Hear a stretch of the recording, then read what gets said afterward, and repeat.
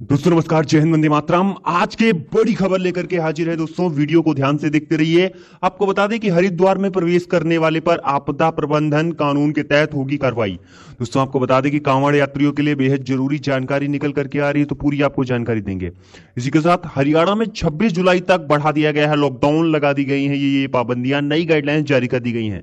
दोस्तों हरियाणा के साथ साथ किस किस राज्य में लॉकडाउन लगाया गया है, आपको इसकी पूरी जानकारी देने वाले हैं, तो वीडियो को अंत तक देखते रहिए। इसी के साथ कोरोना मामले फिर बढ़े, 2 दिन बाद 40,000 से ज्यादा दर्ज किए गए कोरोना के नए केस। दोस्तों कोरोना की तीसरी लहर भारत में दस्तक दे चुकी है और तीसरी लहर की दस्तक की वजह से देश में कोरोना तेजी से अपने पांव पसारना शुरू हो चुका है, जिसको लेकर के बड़ी खबरें आ रही हैं। आपको सभी खबरें बताएंगे। इसी के साथ किसानों के लिए सरकार ने 5 बड़े निर्णय लिए हैं, जिसका पता होना आप सभी किसान भाइयों को बहुत ज्यादा जरूरी है, तो वीडियो को अंत तक देखते रहिए। वहीं दोस्तों किसानों के साथ साथ महिलाओं के लिए भी कुछ महत्वपूर्ण निर्णय लिए गए हैं। उनके जनधन अकाउंट में इतने रुपए भेजे जा रहे हैं, तो दोस्तों आपको इसके बारे में जानकारी देंगे। इसी के साथ ही अब आपको बता दें, अब फास्ट टैग से भी डलवा सकेंगे गाड़ी में पेट्रोल, जानिए कैसे करेगा काम। दोस्तों इसके भी बारे में आपको सारी जानकारी देने वाले हैं। इसी के साथ ही कोविड-19 यानी कोरोना वायरस में अनाथ हुए विद्यार्थियों की स्नातक की पढ़ाई होगी निःशुल्क, गाइडलाइन जारी हो गई हैं। दोस्तों आपको बता दें कि यहां पे फ्री किन किन बच्चों को शिक्षा मिलेगी, आपको इसकी भी बारे में जानकारी देंगे। इसी के साथ ही किन किन राज्यों में खुले हैं स्कूल कॉलेज, जाने आपके राज्य में स्कूल कॉलेज कब खुलेगा। दोस्तों आपको बताएंगे कहां कहां पे स्कूल खुल गया है, कहां कहां पे अभी बाकी है। इसी के साथ ही 2021 में सबको वैक्सीन का टारगेट तय किया गया है। दोस्तों आपको बता दें कोरोना की वैक्सीन को लेकर के भी बड़ी जानकारी निकल करके आ चुकी है, इसके भी बारे में आपको बताएंगे। इसी के साथ किसानों के लिए खुशखबरी निकल करके आ रही है कि आमदनी बढ़ाने के लिए मोदी सरकार ने लॉन्च कर दिया है नया प्लेटफॉर्म। तो दोस्तों आपको बताएंगे कि कौन सा नया प्लेटफॉर्म लॉन्च किया गया है। इसी के साथ ही सरकारी कर्मचारियों को अब मिलेंगे 300 अर्न्ड लीव, अक्टूबर से लागू हो सकते हैं नए नियम। दोस्तों कर्मचारियों के लिए भी बहुत सारी जरूरी खबरें जानना आप सभी को बहुत ज्यादा जरूरी है। इसी के साथ पेंशन नियमों के बदलाव को लेकर 109 पूर्व नौकरशाहों के एक समूह ने लिखा है प्रधानमंत्री नरेंद्र मोदी को पत्र। दोस्तों क्या कहा गया है इस पत्र में, आपको इसके भी बारे में बताएंगे। इसी के साथ थम नहीं रहा है डेल्टा वेरिएंट की रफ्तार, अमेरिका में हालात बिगड़ चुके हैं। दोस्तों आपको बता दें कि कोरोना को लेकर के हालात बिगड़ते ही जा रहे हैं, सुधरने का नाम नहीं ले रहे हैं, जिसको लेकर आपको पूरी जानकारी दी जाने वाली है। इसी के साथ पेट्रोल और डीजल के रेट में राहत, जानिए आज के ताजा भाव। दोस्तों आपको बताएंगे कि पेट्रोल डीजल की कीमतों को लेकर के कितनी जानकारी आ रही है। इसी के साथ मोदी सरकार तैयार करने जा रही है नया प्लान, कार बाइक चलाने के लिए 60 से 65 रुपए प्रति लीटर मिलेगा आपको तेल। दोस्तों दरअसल कौन सी तैयारी है, इसके भी बारे में आपको जानकारी मिलेगी। इसी के साथ कोरोना की तीसरी लहर से निपटने के लिए स्वास्थ्य विभाग की तैयारियों पर प्रश्न चिन्ह है। जी हां दोस्तों, कोरोना की तीसरी लहर को लेकर के भी चौंकाने वाली खबर का खुलासा हुआ है। दोस्तों इसी के साथ कोरोना के मरीजों में बढ़ रहे हैं टीबी के मामले, स्वास्थ्य मंत्रालय ने दिए हैं ये आदेश। दोस्तों स्वास्थ्य मंत्रालय ने कौन सा आदेश दिया है, इसके भी बारे में आपको बताएंगे। चलिए एक एक करके सभी खबरों की विस्तार से चर्चा कर लेते हैं। तो पेंशनर्स के लिए बेहद जरूरी खबर है, आपको बता दें। दोस्तों आपको बता दें कि कोरोना वायरस वैश्विक महामारी के चलते उत्तराखंड में इस साल कांवड़ यात्रा की अनुमति नहीं दिए जाने के मद्देनजर फैसला किया गया है। यदि कोई कांवड़ यात्री हरिद्वार में प्रवेश करता है तो उसके खिलाफ आपदा प्रबंधन कानून के तहत कार्रवाई की जाएगी और उसे 14 दिन तक पृथकवास में रखा भी जाएगा। इसी के साथ दोस्तों अगर बात करें अगली बड़ी खबर की, तो आपको बता दें हरियाणा में 26 जुलाई तक बढ़ाया गया है लॉकडाउन। दोस्तों लगा दी गई है ये पाबंदियां, साथ ही नई गाइडलाइंस जारी की गई हैं। तो कौन कौन सी गाइडलाइंस जारी की गई, आपको इसके बारे में पूरी जानकारी देने वाले हैं। दोस्तों बता दें हरियाणा की खट्टर सरकार ने महामारी अलर्ट सुरक्षित हरियाणा अभियान के तहत राज्य में 1 सप्ताह तक और लॉकडाउन बढ़ाने की घोषणा कर दी है। दोस्तों हरियाणा में अब लॉकडाउन को 26 जुलाई तक बढ़ा दिया गया है और इसके लिए सरकार ने नई गाइडलाइंस भी जारी कर दी हैं। इस गाइडलाइंस में कहा गया है कि राज्य में रेस्टोरेंट, ढाबे और बार रात के 11 बजे तक खोले जा सकेंगे, जबकि खाने पीने की वस्तुएं 11 बजे तक होम डिलीवरी हो सकेगी। दोस्तों वहीं हम आपको बता दें कोरोना के मामले एक बार फिर से बढ़ रहे हैं। 2 दिन बाद 40,000 से भी ज्यादा केसेस दर्ज किए गए हैं। दोस्तों देश में कोरोना संकट बरकरार है, कोरोना एक्टिव केस की संख्या 4 लाख से ज्यादा बनी हुई है, नए मामले भी बढ़ रहे हैं। दोस्तों कोरोना की दूसरी लहर अभी टली नहीं है कि तीसरी लहर आने का खतरा बढ़ गया है। देश में 2 दिन बाद एक बार फिर से 40,000 से ज्यादा नए कोरोना के केसेस दर्ज किए गए हैं। दोस्तों सुबह स्वास्थ्य मंत्रालय की ओर से जारी जारी किए गए आंकड़े के अनुसार पिछले 24 घंटों में 41,157 नए कोरोना के केसेस आए हैं और 518 संक्रमितों की जान जाने की खबर है। इसी के साथ दोस्तों डिजिटल पेमेंट की वजह से काफी कुछ देश में बदल गया है। जहां पहले आपको हर पेमेंट के लिए कैश लेकर चलना पड़ता था, उसके बाद कैश की जगह कार्ड ने ले ली है। दोस्तों अब तो एटीएम से पैसे निकलवाने के लिए भी कार्ड की आवश्यकता नहीं होती है और आप अगर कोई भी पेमेंट करना चाहते हैं तो आसानी से कर सकते हैं। दोस्तों आपको बता दें कि अब आप फास्टैग का इस्तेमाल टोल प्लाजा पर टोल टैक्स देने के लिए करते हैं, लेकिन अब आप पेट्रोल पंप पर भी फास्टैग से पेमेंट कर सकेंगे। दोस्तों आप लोगों को बस आपके फास्टैग में रिचार्ज करवाना होता है। इसी के साथ दोस्तों कोविड में अनाथ हुए विद्यार्थियों की स्नातक की पढ़ाई होगी निःशुल्क। दोस्तों उच्च शिक्षा विभाग ने प्रदेश के 1450 निजी और सरकारी कॉलेजों के आगामी सत्र 2021 और 22 में प्रवेश को लेकर गाइडलाइंस जारी कर दी हैं। इस बार कोरोना के कारण अनाथ हुए बच्चों को निःशुल्क प्रवेश दिया जाएगा। उन्हें यूजी में प्रवेश से लेकर डिग्री पूरी करने के दौरान किसी भी प्रकार के शुल्क का भुगतान नहीं करना होगा।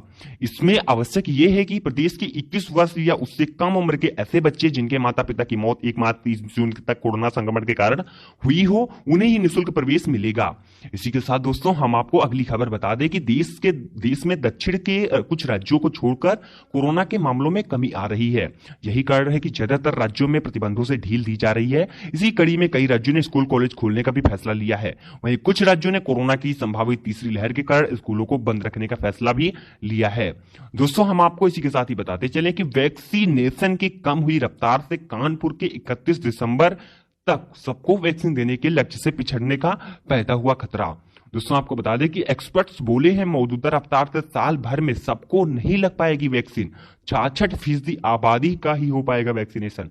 दोस्तों आपको बताते चलें कि कोरोना का जो टीकाकरण है वो 2021 में संकट में बताया जा रहा है, यानी पूरा सभी लोगों को टीकाकरण नहीं हो पाएगा। इसी के साथ दोस्तों आपको बताते चले अगली जानकारी कि किसानों के लिए खुशखबरी, आमदनी बढ़ाने के लिए मोदी सरकार ने लॉन्च कर दिया नया प्लेटफॉर्म। दोस्तों किसानों की आय बढ़ाने के लिए मोदी सरकार ने डिजिटल प्लेटफॉर्म किसान सारथी ऐप को लॉन्च कर दिया है। दोस्तों इस डिजिटल प्लेटफॉर्म पर किसानों को फसल और बाकी चीजों की जानकारी दी जाएगी। इस प्लेटफॉर्म की मदद से किसानों को अब वक्त रहते ही पूरी जानकारी मिल सकेगी, वो भी अपनी भाषा में।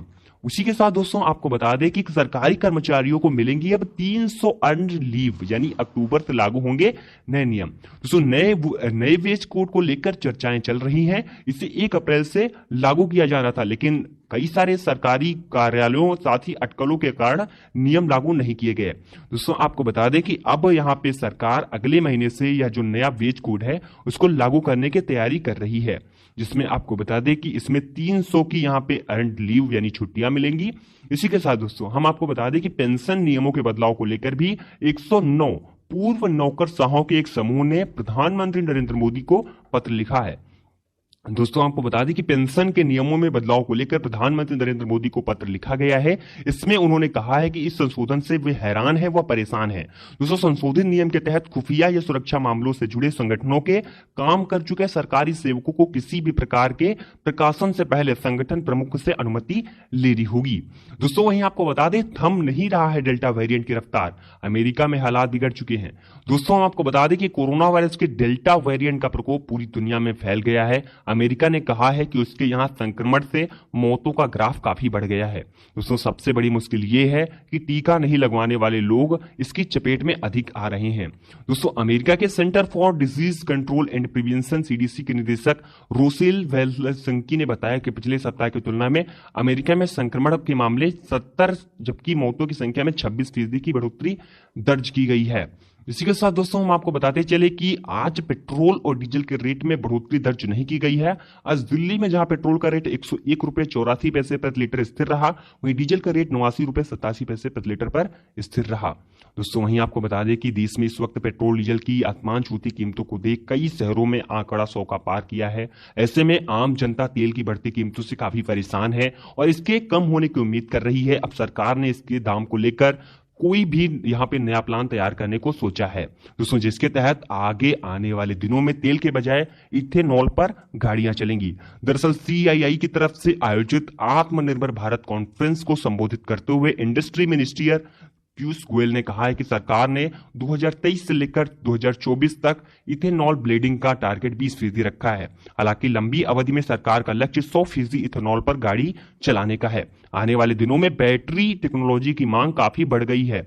इसी के साथ दोस्तों हम आपको बताते चले, कोरोना की तीसरी लहर से निपटने के लिए स्वास्थ्य विभाग की तैयारियों पर प्रश्न चिन्ह उठाया जा रहा है। दोस्तों आपको बता दें कि कोरोना वायरस संक्रमण की तीसरी लहर आने की चेतावनी बार बार दी जा रही है। आईएमए के साथ साथ विश्व स्वास्थ्य संगठन ने भी इसके लेकर के सचेत रहने को सलाह दी है। साथ ही यह भी कहा गया है कि लापरवाही भारी पड़ेगी। तीसरी लहर आने की संभावना को देखते हुए प्रदेश सरकार ने भी तैयारियों को अंतिम रूप दे दिया है। दोस्तों तीसरी लहर में बच्चों में संक्रमण फैलने की संभावनाओं को देखते हुए पीडियाट्रिक वार्ड बनाए गए हैं। दोस्तों दूसरी लहर में ऑक्सीजन की किल्लत को देखने के बाद इसकी भी पर्याप्त व्यवस्था की गई है। वहीं तैयारियों को लेकर यदि जिला अस्पताल की बात करें तो यहां पर 20 बेड का विशेष वार्ड बनाया गया है, जिसमें 10 बेड ऑक्सीजन युक्त तथा 10 बेड आईसीयू के रखे गए हैं। इसके साथ दोस्तों कोरोना के मरीजों में बढ़ रहे हैं टीबी के मामले। स्वास्थ्य मंत्रालय ने दिए हैं ये आदेश। जी हां दोस्तों, देश में कोरोना के मरीजों में टीबी यानी तपेदिक के मामले बढ़ने की खबरें मिल रही हैं। दोस्तों इसको देखते हुए केंद्रीय स्वास्थ्य मंत्रालय ने सभी कोरोना पॉजिटिव मरीजों के लिए टीबी की जांच कराने को कहा है। साथ ही टीबी के मरीजों के लिए भी कोरोना जांच की सिफारिश की गई है। स्वास्थ्य मंत्रालय की तरफ से जारी विज्ञप्ति के मुताबिक कुछ मीडिया में रिपोर्ट में आरोप लगाया गया है कि कोरोना के मरीजों में अचानक ही टीबी के मामले बढ़ रहे हैं। दोस्तों सरकार ने सभी कोरोना संक्रमितों के लिए टीबी और टीबी के रोगियों के लिए कोरोना जांच की सिफारिश की है। रिपोर्ट में कहा गया है कि प्रतिदिन इस तरह के दर्जनों मामले सामने आने के यहाँ पे बड़ा चिंता का विषय बना हुआ है। इसी के साथ दोस्तों हम आपको बता दें कि काम की खबर आप लोगों के लिए कि पेंशनर्स के लिए बेहद ज्यादा जरूरी खबर है। यह नंबर नहीं तो अटक जाएंगे आपके काम। दोस्तों एम्प्लॉय पेंशन स्कीम के तहत आने वाले पेंशन धारकों को एक यूनिक नंबर जारी किया जाता है, जिसकी मदद से वे रिटायरमेंट के बाद पेंशन प्राप्त करते हैं। इस नंबर को पेंशन पेमेंट ऑर्डर पीपीओ कहा जाता है। किसी भी कंपनी से रिटायर होने वाले शख्स कर्मचारी भविष्य निधि संगठन ईपीएफओ की तरफ से पीपीओ नंबर को जारी किया जाता है। रिटायरमेंट के बाद ईपीएफओ कर्मचारी को एक लेटर जारी करता है जिसमें पीपीओ को डिटेल्स होती है। ऐसे में अगर उस व्यक्ति की अपना पीपीओ नंबर खो देता है तो वो अपने बैंक अकाउंट की मदद से आसानी से प्राप्त कर सकता है। इसी के साथ दोस्तों हम आपको बताते चलें कि देश में कोरोना वायरस का जो संक्रमण है वो बढ़ता ही जा रहा है, लेकिन इसी बीच कोरोना की तीसरी लहर की भी आने की चेतावनी जारी की गई है। दोस्तों आपको बता दें कि तीसरी लहर आने की वजह से देश में काफी कुछ हड़कंप मच सकता है। दोस्तों वही फ्री बिजली के बाद अरविंद केजरीवाल का एक और दांव बोले सुंदरलाल बहुगुणा को मिले भारत रत्न। जी हां दोस्तों, उत्तराखंड में अगले साल विधानसभा चुनाव होने जा रहे हैं। दिल्ली की सत्ताधारी आम आदमी पार्टी इन चुनाव में पहले मैदान में उतर रही है। दोस्तों उत्तराखंड में फ्री बिजली जैसे कई मुद्दों पर अपनी सियासी जमीनी की तैयारी कर रही है। वहीं दिल्ली के मुख्यमंत्री अरविंद केजरीवाल ने एक और दांव खेला है। उन्होंने दिवंगत पर्यावरणविद सुंदरलाल बहुगुणा को देश का सर्वोच्च नागरिक सम्मान भारत रत्न दिए जाने की मांग कर डाली है। दोस्तों आपको इसी के साथ ही हम बताते चलें अगली बेहद जरूरी जानकारी कि देश के इस राज्य में शुरू हो चुकी है कोरोना की तीसरी लहर, यानी दूसरी और तीसरी लहर के बीच संक्रमण की चरण में है। ऐसे में केंद्र शासित प्रदेश पुडुचेरी भारत के 1900 में से एक है जो मामले हैं वो लगातार वृद्धि से